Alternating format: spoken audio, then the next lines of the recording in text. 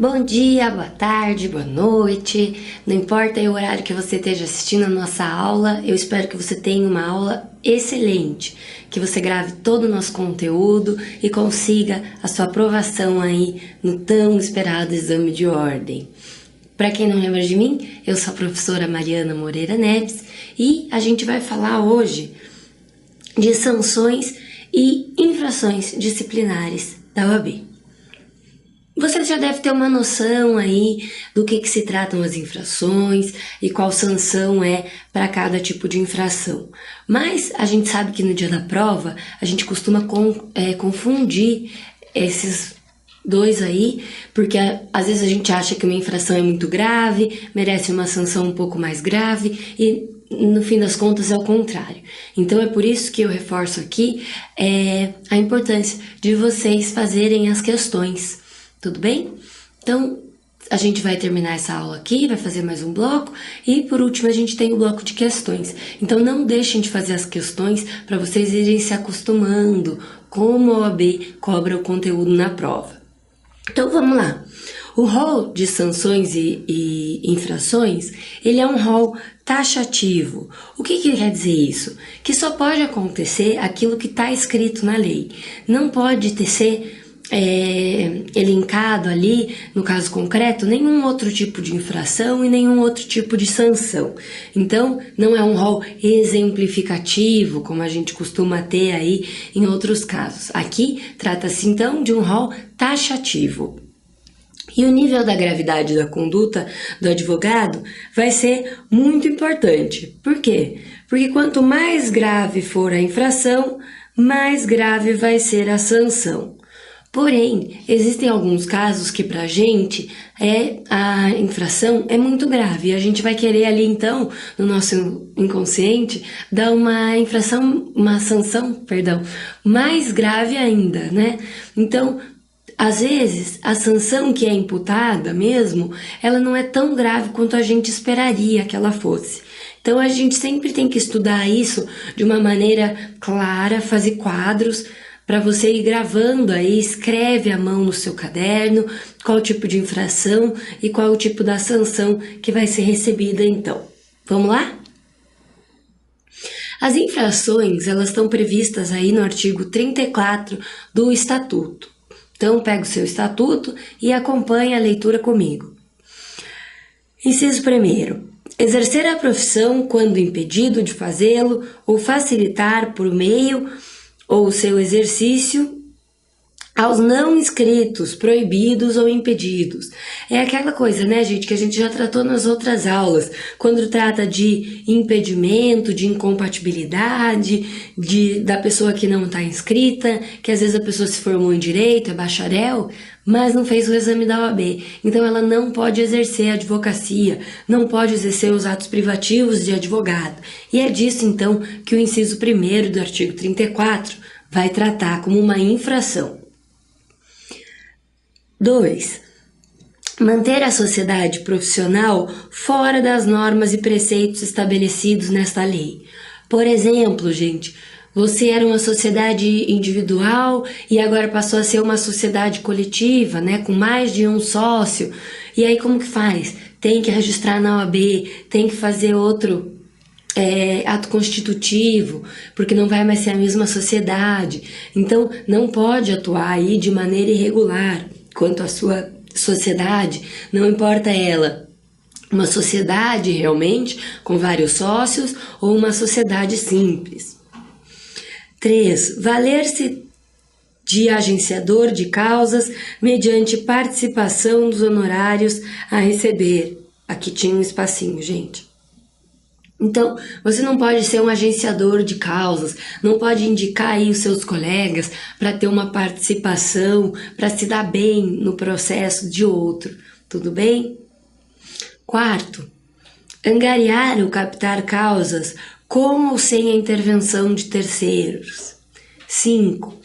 Assinar qualquer escrito destinado a processo judicial ou para fim extrajudicial que não tenha feito ou que não tenha colaborado. Então, se você não participou, daquela elaboração, da petição, você não pode ter o seu nome nela. Isso vai caracterizar ali uma infração disciplinar. 6. Advogar contra a literal disposição de lei, presumindo-se a boa-fé, quando fundamentado na inconstitucionalidade, na injustiça da lei ou em pronunciamento judicial anterior. Então, você não vai poder manipular o conteúdo da lei ao seu favor, ao favor do seu cliente. 7. Violar, sem justa causa, sigilo profissional. Lembrem ali que o sigilo profissional ele pode ser quebrado em determinados casos. Se você não lembra disso, volta aí nos nossos vídeos que a gente tem um bloco que fala sobre o sigilo profissional nas prerrogativas ali do advogado. Tudo bem? 8. Estabelecer entendimento com a parte adversa sem autorização do cliente ou ciência do advogado contrário. Vocês lembram dessa regrinha? Se eu sou advogada do meu cliente, eu não posso simplesmente estabelecer contato com a parte contrária e fazer um acordo sem o meu cliente saber, sem o meu cliente me autorizar previamente. E também, se a outra parte tiver um advogado constituído, eu, advogada, tenho que falar com o advogado da outra parte e não simplesmente diretamente com a outra parte. Isso vai caracterizar, então, uma infração disciplinar. 9. Prejudicar por culpa grave interesse confiado ao seu patrocínio. 10. Acarretar conscientemente, por ato próprio, a anulação ou nulidade do processo em que funcione. Então, se o advogado está trabalhando num processo, ele não pode acarretar ali de modo proposital a anulação ou a nulidade daquele processo. 11. Abandonar a causa sem justo motivo ou antes de decorrido 10 dias da comunicação da renúncia. Vocês lembram que existe uma diferença entre renúncia e abandono de causa? A renúncia é quando o advogado fala, eu renuncio. É um ato do advogado e não do cliente. E o advogado que renunciar, ele tem que acompanhar esse processo por 10 dias depois de que o seu cliente foi notificado aí sobre a renúncia. Se o cliente constituir um advogado antes desses 10 dias, o advogado primeiro, que renunciou, não vai precisar acompanhar a causa pelo restante aí dos dias que faltarem, tudo bem? E o abandono de causa? O abandono de causa é quando o advogado não vai renunciar, ele simplesmente largou a causa. E isso é uma infração ética, é uma coisa muito grave. Então não pode acontecer, você não pode deixar o seu cliente na mão. 12. Recusar-se a prestar, sem justo motivo, assistência jurídica quando nomeado em virtude de impossibilidade da Defensoria Pública. Lembram dessa aqui? Se você está lá no fórum e o juiz te nomeia como defensor dativo e ali na ocasião não tem nenhuma pessoa da Defensoria Pública para exercer essa função, você não pode se recusar a ser o defensor dessa parte sem justo motivo.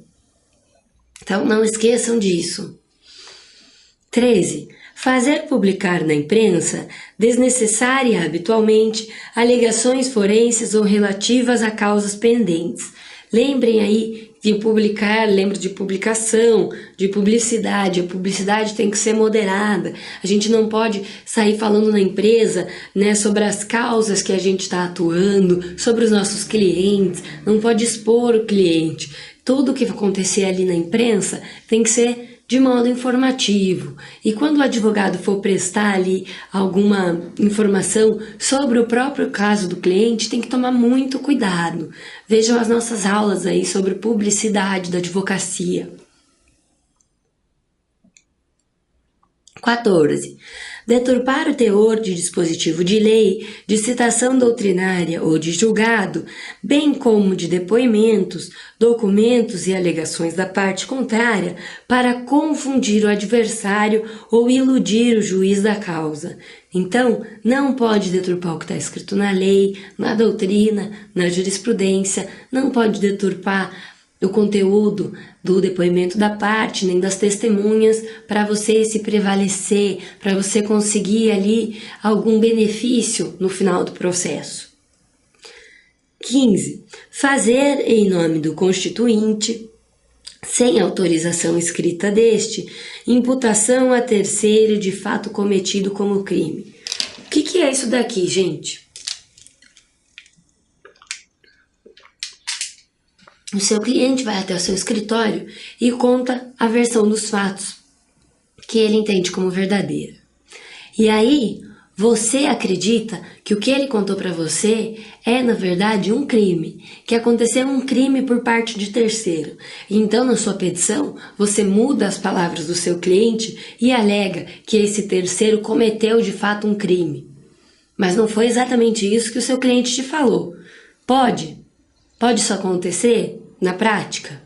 Não pode. Se você fizer isso sendo advogado, você vai cometer aí uma infração disciplinar e vai receber possivelmente uma sanção. 16. Deixar de cumprir, no prazo estabelecido, determinação emanada do órgão ou de autoridade da ordem em matéria de competência desta, depois de regularmente notificado.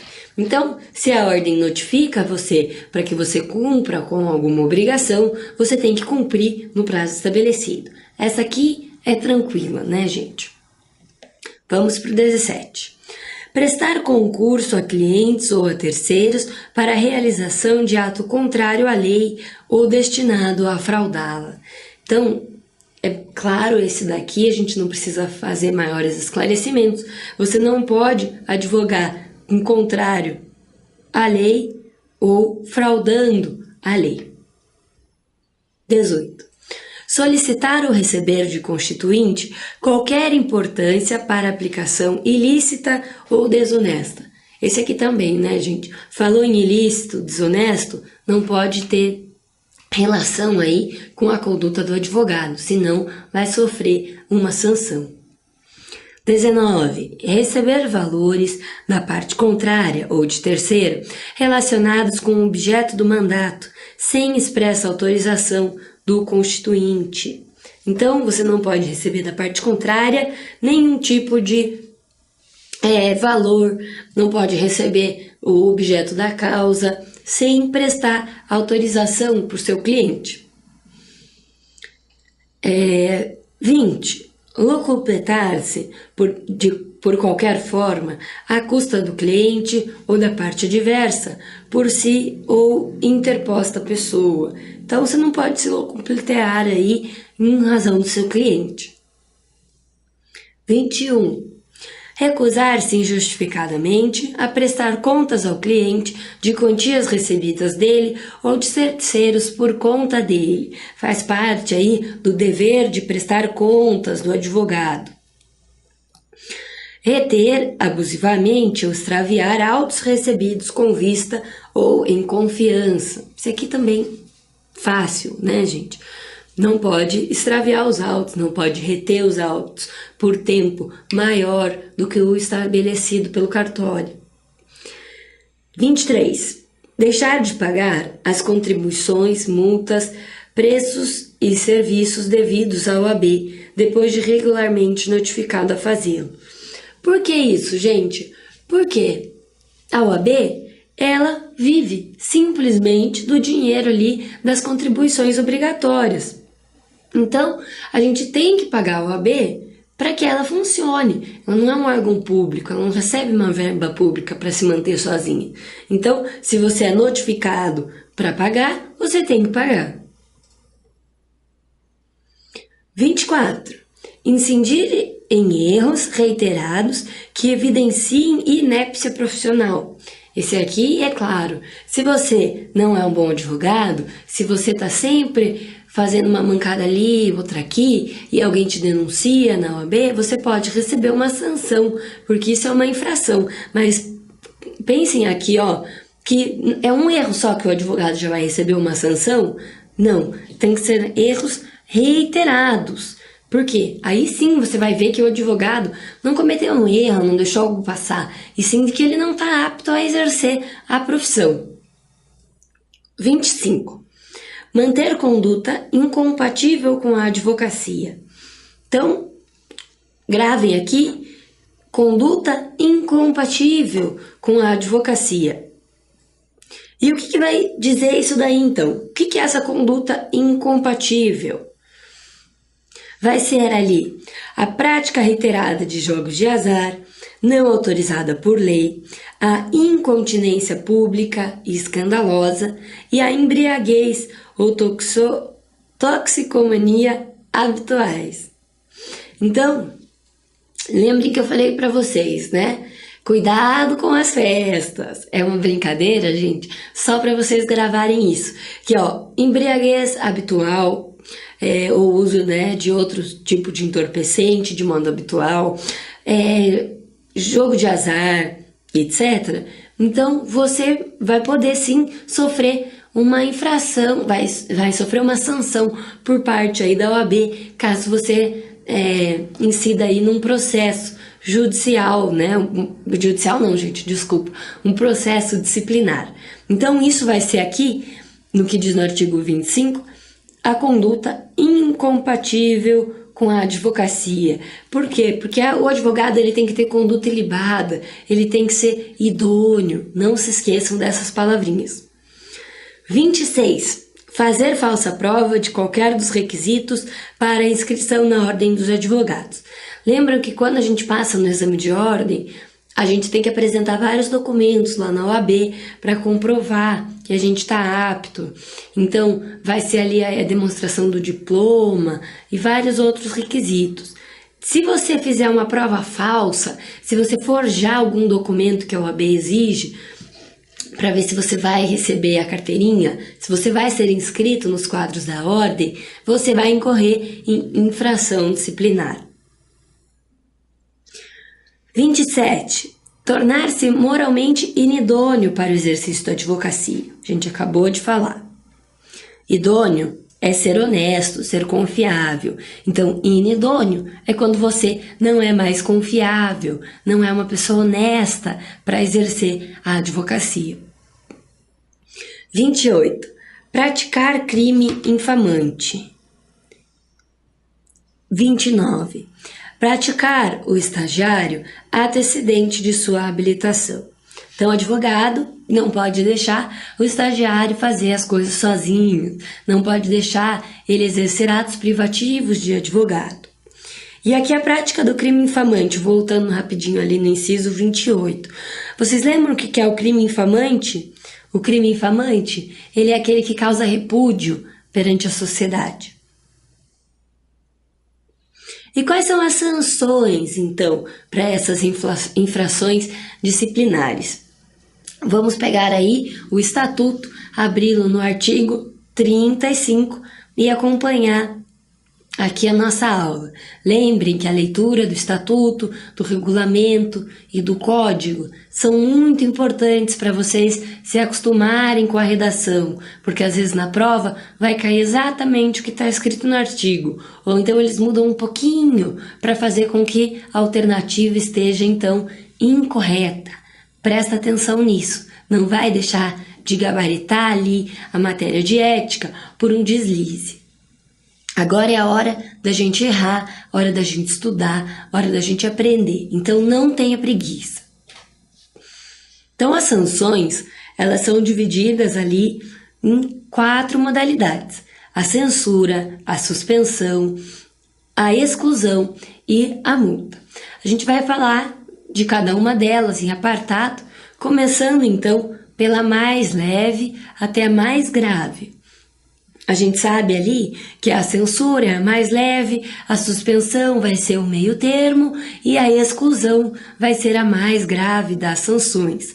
A multa, ela vai ser cumulada com alguma dessas três, quando houver algum agravante da conduta do advogado, mas a multa sozinha não poderá ser aplicada. A gente já vai falar da multa ali no final, depois que a gente falar de cada um desses institutos das sanções. A censura, então, ela vai ser o registro da penalidade do advogado. Ela vai ser a perda da situação de primário. Então, você pode cometer ali alguma infração, ter anotado o seu nome no seu registro ali da OAB, e aí você já não é mais réu primário. Lembrem disso. Lembrem desse macete, você não vai mais ser primário. É a mesma coisa no direito penal ali, que você não vai mais ser réu primário. Você já vai ter alguma anotação, né, de que a sua conduta não foi muito legal ali. Então, não importa em um obstáculo para o exercício da atividade. Se você recebeu uma sanção de censura, você continua exercendo a advocacia normalmente. Seu nome só consta ali no registro da OAB, e você deixa de ser, então, primário. Então, aqui, ó, atenção. Anota no seu caderno quando eu trago atenção, quando eu trago escrito em vermelho para você. Presta atenção. Em alguns casos, a censura pode ser convertida em simples advertência, em ofício reservado, sem registro nos assentamentos do inscrito, se houver atenuantes em favor do advogado infrator naquele processo disciplinar. Então, se você cometeu alguma infração que pode ser ali cabível de censura, se você tiver alguma atenuante, essa censura pode ser convertida em simples advertência. A advertência vai fazer com que o seu nome não vá para os registros da OAB. Atenção 2 aqui, ó. A censura não pode ser objeto de publicidade ou de divulgação. Então, se o seu nome estiver inscrito nos quadros da ordem, só você vai poder ter acesso. Não vai poder ser publicada essa informação no dia do registro, por exemplo, num edital, né, do fórum ou num site, qualquer outro lugar. Essa informação, ela é ali, então, privada, reservada. Mais uma atenção para você. A quebra do sigilo profissional parece ser uma infração grave, não é verdade? Parece ser uma infração que vai ali caber no mínimo uma suspensão ou então uma exclusão dos quadros da ordem. E na verdade não. A quebra de sigilo, ele é elencado ali como uma infração cabível de sanção de censura. Então não esqueçam, às vezes cai exatamente esse exemplo na prova porque induz o candidato a erro, mas você não vai errar. Então, quebra de sigilo profissional, censura.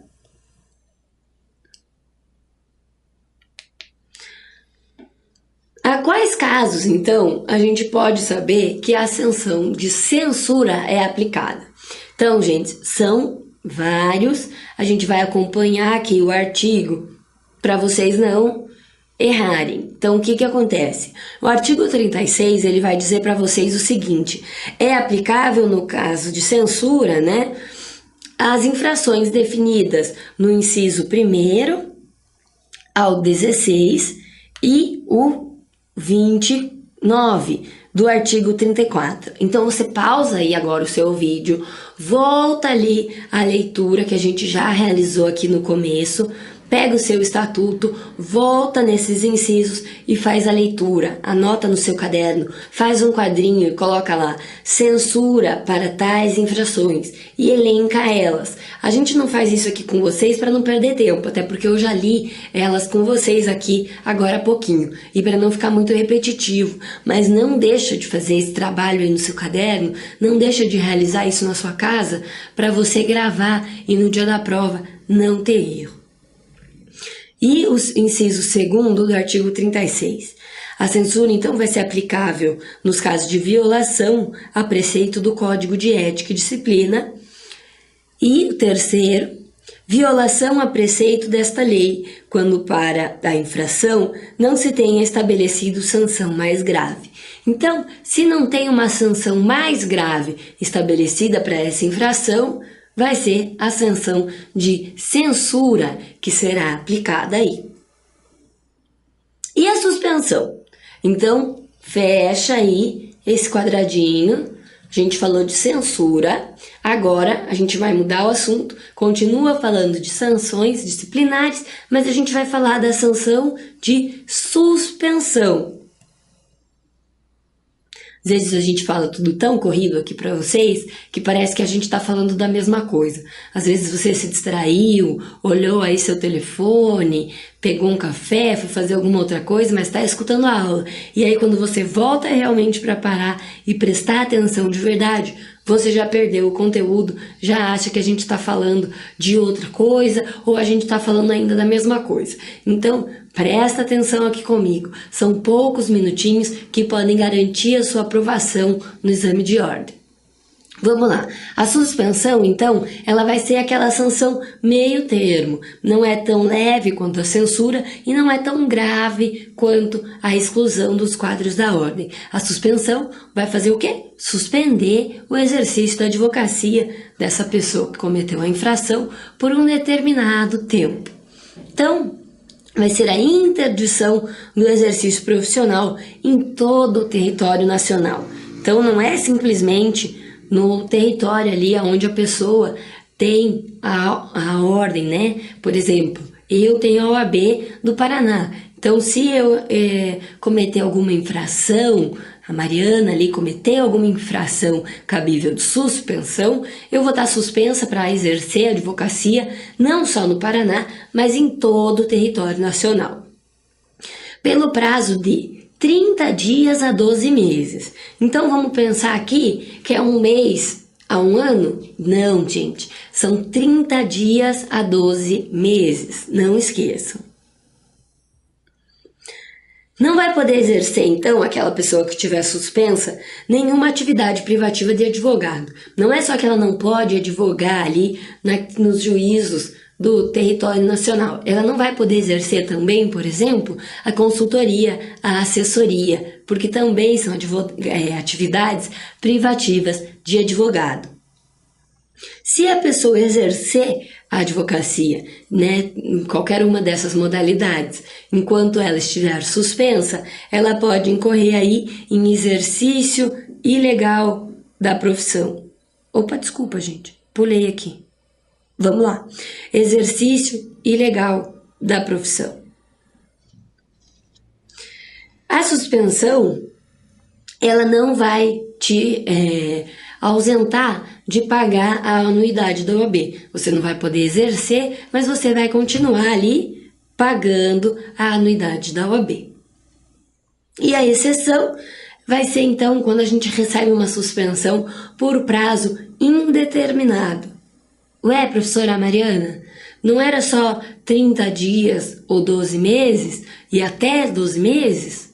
Não, gente. Pode acontecer, nos casos excepcionais, de você receber uma suspensão por prazo indeterminado. Então, quando que a gente vai ver isso? Exceção 1. Quando o advogado ele recusa-se injustificadamente a prestar contas para o seu cliente das quantias recebidas, né, pelo cliente ou por terceiros, ou até mesmo das informações ali do processo. Então, o advogado, ele fica suspenso até prestar essas informações. Pode ser que seja por mais de 30 dias, mais de um ano. Então, até ele prestar essas informações, ele vai estar ali suspenso. Exceção 2. Quando o advogado deixa de pagar as contribuições obrigatórias, as multas e preços de serviços devido à OAB, depois de regularmente notificado. Lembrem que tem que ser o advogado notificado para fazer esse pagamento.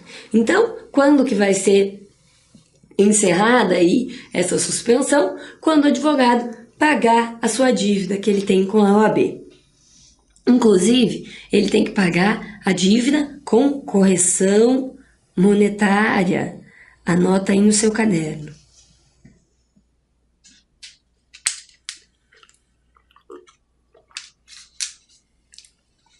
Exceção 3 para os nossos casos aí de suspensão por tempo indeterminado. Incidir em erros reiterados que evidenciam a inépcia profissional. Neste caso, você vai ser liberado aí da sua suspensão quando você mostrar que você já está apto para o exercício da função, tá? Então, vai ser aplicado quando você tiver provas de que você já está habilitado para exercer a advocacia novamente. Isso pode demorar, pode ser rápido, pode ser ali entre os 30 dias e 12 meses ou mais. Então, a gente não tem como determinar um prazo aí para essa suspensão. O prazo vai ser, então, indeterminado. E a suspensão, ela vai ser aqui causa aplicável de sanção a infração de retenção abusiva dos autos. Não importa se foi doloso ou culposo essa conduta do advogado. Por quê? Porque às vezes o advogado está retendo os autos de propósito para procrastinar ali o processo, ou ele simplesmente esqueceu, ele nem lembrava mais que guardou esses autos lá no armário do escritório. Então não importa se dolosa ou culposa a conduta do advogado, se ele reter os autos de modo abusivo por tempo maior do que o determinado, ele vai receber uma pena ali de suspensão. E para o advogado receber essa sanção, incorrer na infração disciplinar, ele tem que ter sido notificado para devolver os autos. Isso é tranquilo, né, gente? Então, para aí o que você está fazendo, risca o seu caderninho mais uma vez. A gente falou de censura, a gente já falou de suspensão e agora a gente vai falar de exclusão dos quadros da ordem no próximo bloco. Continua aí com a gente, não deixa de acompanhar nossas aulas e até o próximo bloco. Tchau, tchau!